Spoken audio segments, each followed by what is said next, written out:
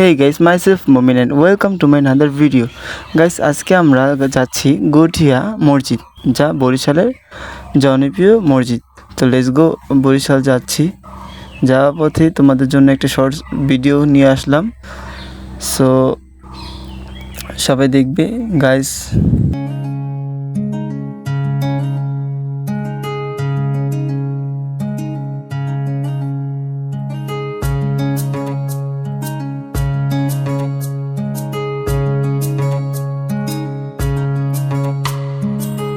অন্তর পুইরা গেল কবে, ধোকায় ডুইবা নিল নদে।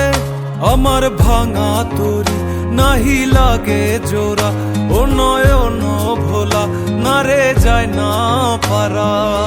মে তুই আমারে মিথ্যা শিখালি, মে তুই আমারে নিঃস্ব করিলি, মে তুই আমারে মিথ্যা শিখালি, মে তুই আমারে নিঃস্ব করিলি। অন্তর পুইরা গেল কবে। এটা হলো চাখার জেলা, চাখার শেরে বাংলা, ফয়জুল হক ওনাদের এদিকে। নাহি লাগে জোড়া, ও নয়ন ভোলা না রে যায় না পারা।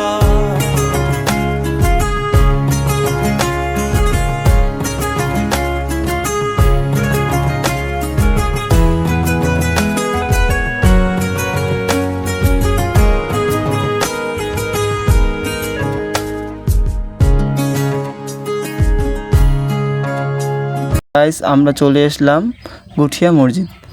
গঠিয়া মসজিদ বাংলাদেশের ভিতরে খুব জনপ্রিয় একটি মসজিদ, যা বরিশাল জেলা গঠিয়া পাড়ায় অবস্থিত।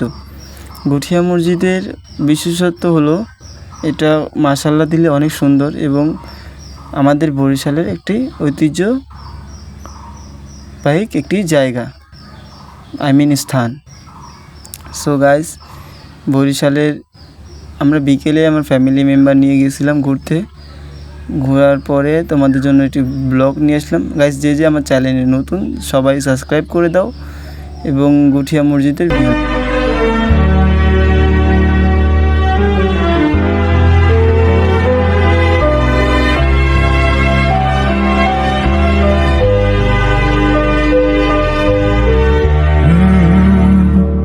يا من صليت بكل الأنبياء، يا من في قلبك رحمة للناس، يا من ألفت قلوبا بالإسلام، يا حبيبي يا গাইস, গঠিয়া মসজিদের ভিউ নেওয়ার পর তোমরা চলে যাচ্ছি, আমরা ভিউ নিচ্ছি। গঠিয়া মসজিদ বিকেলে এরকম সুন্দরই লাগতেছে, তো ভাবি কোথায় যাওয়া যায়। তারপরে আমরা একদম চলে আসলাম শ্বশুরবাড়ি পার্ক, শ্বশুরবাড়ি ইকো পার্ক। শ্বশুরবাড়ি পার্কটাও মাশাআল্লাহ দিলে খুবই ভালো এবং আমরা ঘুরে আসলাম বাচ্চাদেরকে নিয়ে। শ্বশুরবাড়ি পার্কে নানান রকমের খেলনা আছে এবং বাচ্চাদের জন্য একটু স্পেস আছে। শ্বশুরবাড়ি ইকো পার্কের ভিতরে একটু বিশেষত্ব হলো ওনাদের এই পুকুরটায় মনে করেন সুন্দর, প্লাস রুফটপের মতো।